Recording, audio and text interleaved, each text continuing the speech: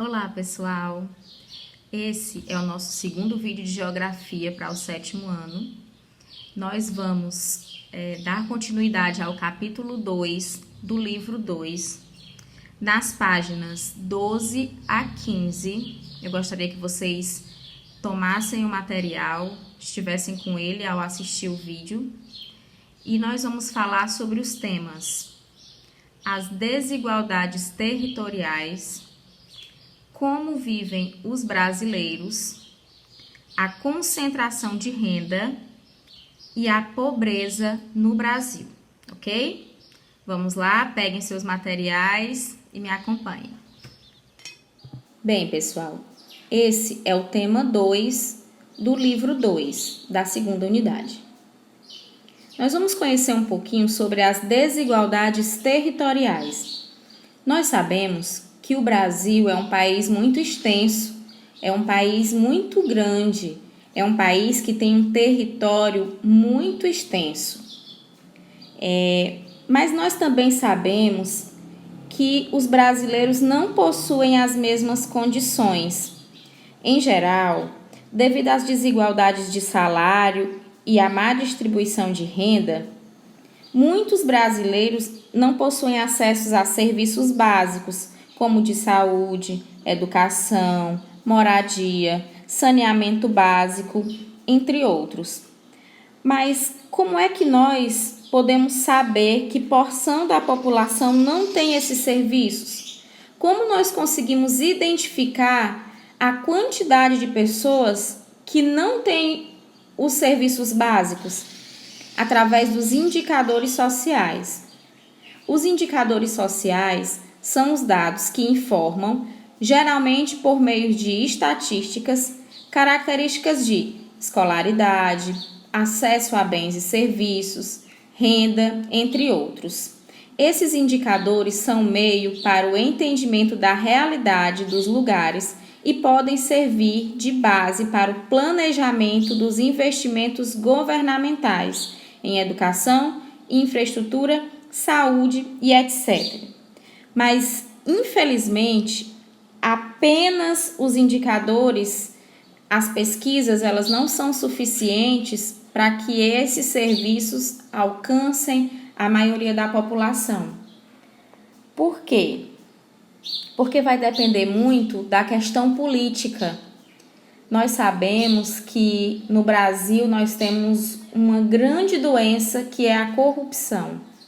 Infelizmente, muitas dessas pessoas estão sofrendo a falta de serviços essenciais devido à corrupção que acontece no Brasil.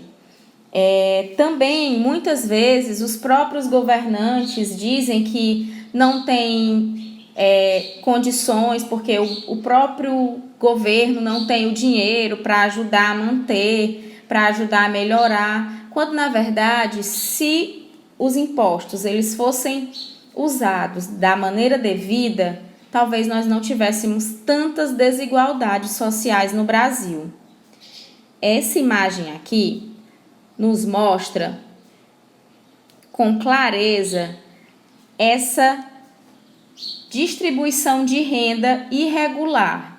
Nós vemos aqui, nós conseguimos observar, em primeiro plano dessa imagem, logo aqui na frente, são casas mais humildes, são casas que nós podemos perceber de pessoas que têm o menor poder aquisitivo, ou seja, são casas mais simples.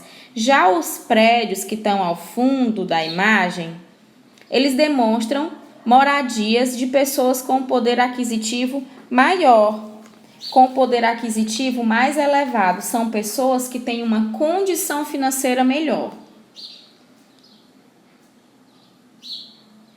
A concentração de renda no Brasil. Gente, a renda é o ganho obtido por meio de atividades como o trabalho e o comércio e que possibilita a uma pessoa consumir produtos, ter acesso a serviços como telefonia e internet e garantir moradia e lazer. Falar em renda é como se nós estivéssemos falando do salário. Falar de renda é falar da questão do salário. A renda no Brasil não é distribuída por igual. Ao contrário, o Brasil tem a segunda maior concentração de renda do mundo, segundo um relatório da Organização das Nações Unidas, da ONU. O Brasil é o segundo maior país em concentração de renda.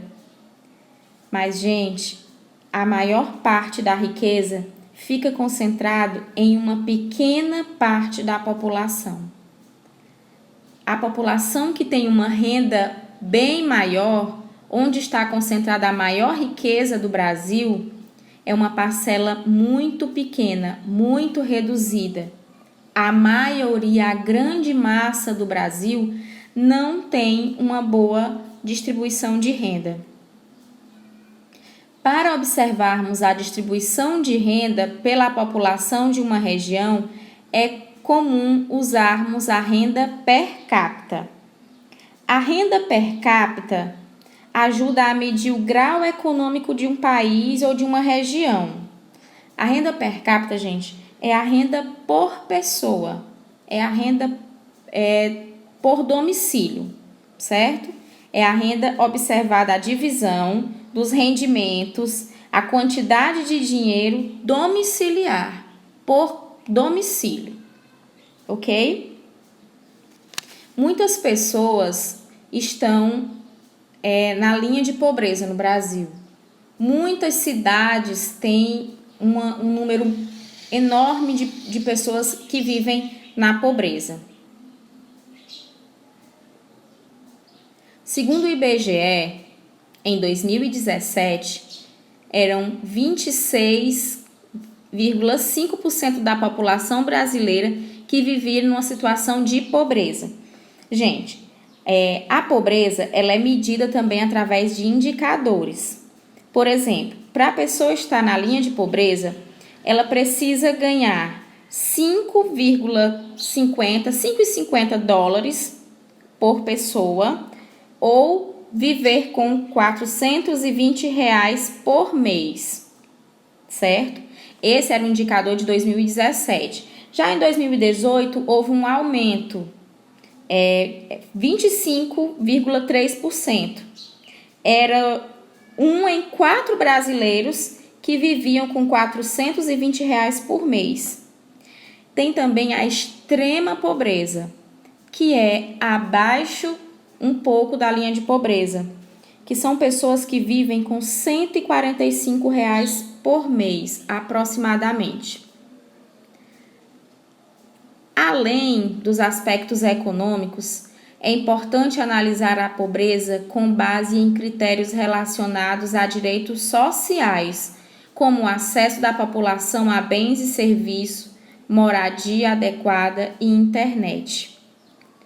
Nos últimos anos, políticas de inclusão social e de transferência de renda contribuíram para a redução da pobreza e da desigualdade econômica no Brasil. Essas medidas, contudo, são insuficientes para oferecer boas condições de vida para grande parcela da população. Essas políticas de inclusão social, elas estão aí inclusas dentro delas o Bolsa Família, o Bolsa Escola, que é aquela transferência que o governo faz de dinheiro para as populações mais pobres. Hoje, também faz parte dessa realidade com essa pandemia a questão do auxílio emergencial. A situação do Brasil como um todo com relação à distribuição de renda. Mas no Ceará, como é a situação do Ceará? Como se encontra o Ceará dentro desses indicadores? Mais de 3 milhões de pessoas vivem com até R$89 por mês no Ceará.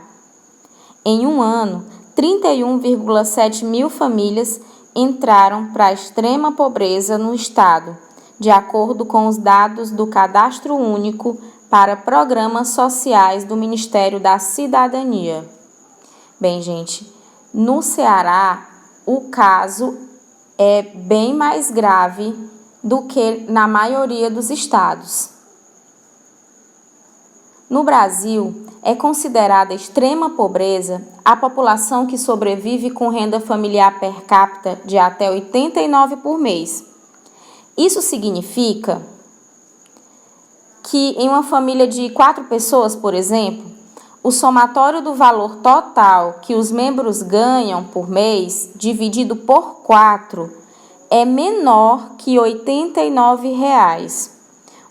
Esses dados eles correspondem ao mês de junho de 2019, quer dizer, são dados do ano passado. Mas o Ceará é o 4º estado do Brasil com o maior número de famílias vivendo na extrema pobreza. Apenas a Bahia, São Paulo, Pernambuco superam o resultado cearense. Então é isso, pessoal. É na nossa live que nós vamos tirar todas as dúvidas. Então, grifa no seu livro aquilo que você ficou em dúvida, faz as anotações aí no seu livro e durante a live, lá no bate-papo, nós vamos fazer as revisões do que nós vimos agora nesse vídeo e vamos tirar as nossas dúvidas, ok? Então, espero vocês!